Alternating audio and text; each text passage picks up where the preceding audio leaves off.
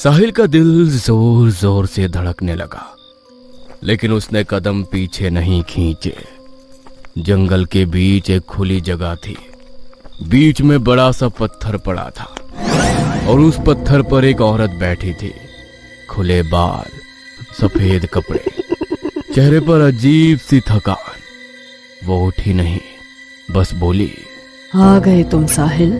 साहिल का गला सूख गया। डॉक्टर चुड़ाला? औरत ने सिर हिलाया। हाँ, डॉक्टर चुड़ाला। डॉक्टर चुड़ाला नहीं साहिल, मेरी हत्यारिन। नताशा उसके पीछे आकर खड़ी हो गई। उसके होठ कांप रहे थे। क्या तुम्हारी हत्यारिन? लेकिन क्यों? क्यों मारा इसने तुम्हें? तुमने नताशा को क्यों मारा? चुड़ाला, उसने तुम्हारा क्या बिगाड़ा था? चुड़ाला बहुत देर तक चुप रही। फिर उसने जमीन से सूखी पत्तियां उठाई और हथेली में मसल दी। क्योंकि वो तुमसे प्यार करती थी। तो इसमें उसकी क्या गलती थी? चुड़ाला ने गहरी सांस ली। अब सुनो, मैं तुम्हें सब बताती हूँ। वो पत्थर पर बैठ गई, जैसे कोई बहुत पुरानी कहानी सुनाने वाली हो। तुम्हारी मेरी कहानी इस जन्म की नहीं है, पिछले जन्म की है। पिछले जन्म में मैं एक राजकुमारी थी, राजकुमारी चुड़ाला। महल में पली बढ़ी थी मैं। हर इच्छा पूरी होती थी मेरी, लेकिन मेरा दिल तन्हा था। नताशा ध्यान से सुन रही थी।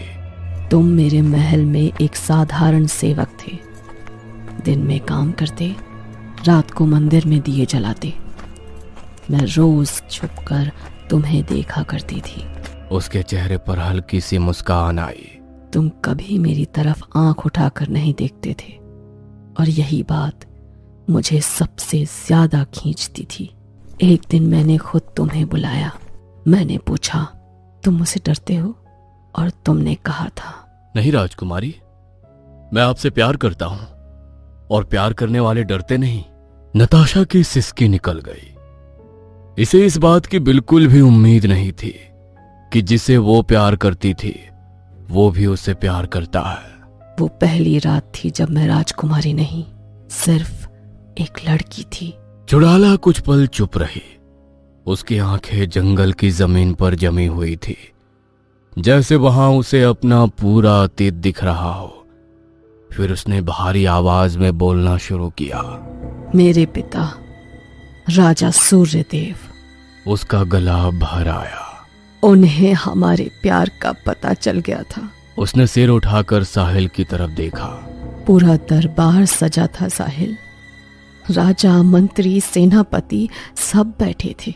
उसकी आंखों में गुस्सा और बेबसी एक साथ उतर आए। मेरे पिता ने कहा था, एक सेवक की औकात नहीं कि वो एक राजकुमारी का सपना देखे। साहिल की सांस रुक सी गई। चुड़ाला की आवाज अब कांप रही थी। उसी दरबार में मेरे सामने। उसने पल भर के लिए आंखें बंद कर ली। तुम्हें घसीट कर ले जाया गया। उसकी आवाज टूट गई। मैं चीखती रही, अपने पिता के पैरों में गिर गई, रो रो कर भीख मांगती रही, लेकिन किसी ने मेरी एक नहीं सुनी। साहिल का पूरा शरीर कांप उठा। चुड़ाला ने धीरे से कहा, और उसी रात तुम्हें मार दिया गया। जंगल में सन्नाटा और गहरा हो गया। चुड़ाला की आंखों से आंसू बह निकले। तुम्हारी लाश के पास बैठकर मैं बहुत देर तक रोती रही, और जब मुझे समझ आ गया कि अब कुछ नहीं बचा, उसकी आवाज फुसफुसाहट में बदल गई। तो मैं महल की सबसे ऊंची पहाड़ी पर गई और वहां से नताशा की आंखों से आंसू बहने लगे। चुड़ाला ने आखिरी बात बहुत धीमे कही। मरते वक्त मैंने बस एक ही बात कही थी साहिल, हर जन्म में मैं तुम्हें ढूंढूंगी। कुछ पल तक कोई कुछ नहीं बोला। जंगल पूरी तरह खामोश था। नताशा सिसक पड़ी। तो मेरी गलती क्या थी? मैंने तो बस दिल से प्यार किया था। चुड़ाला ने उसकी तरफ देखा। इस बार उसकी आंखों में ना गुस्सा था न नफरत, बस जिद थी। तुम गलत नहीं थी, उसने एक पल रुककर कहा। लेकिन तुम मेरे और उसके बीच आ गई। साहिल दोनों के बीच खड़ा था।